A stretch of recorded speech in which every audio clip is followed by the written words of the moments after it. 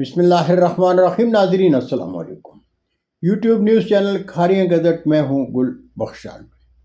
کھاریاں کے شب و روز۔ کھاریاں کے شب و روز میں آج کی خبر بعنوان بزم فکر اقبال کھاریاں کا پہلا تنظیمی اجلاس۔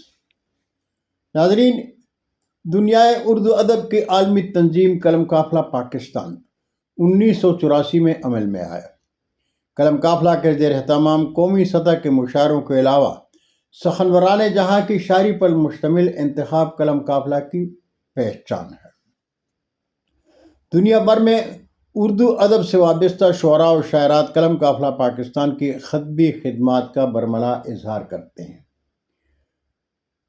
ڈاکٹر قمر اقبال چیئرمین بزم فکر اقبال پاکستان بھی قلم قافلہ کے ادبی خدمات کا اعتراف کرتے ہیں۔ آپ سے گجرات میں بالمشافہ ملاقات بھی ہے۔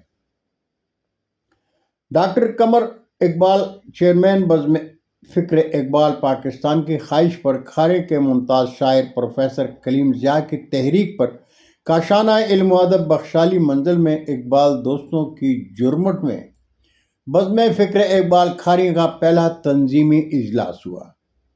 باہمی مشاورت سے پروفیسر کلیم ضیاء نے بزم فکر اقبال کے عہدیداروں کے اعلان سے قبل کہا کہ میں اقبال دوستوں کے تعاون کا شکریہ ادا کرتا ہوں۔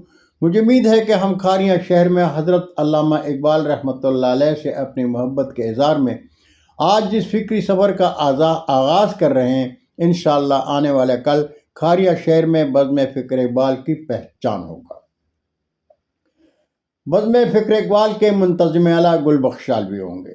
سرپرست چودھری بشارت احمد ایڈوکیٹ، صدر پروفیسر ڈاکٹر علامہ نوید اقبال، نائب صدر سابق MNA Amir Usman Adil, general secretary Bazm Fikr Iqbal کے روح رواں اور بانی professor Kaleem Zia, joint secretary professor Zaka Ullah Siddique, secretary اطلاعات ریڈیو FM کے ڈائریکٹر اختر وزیر ہوں گے۔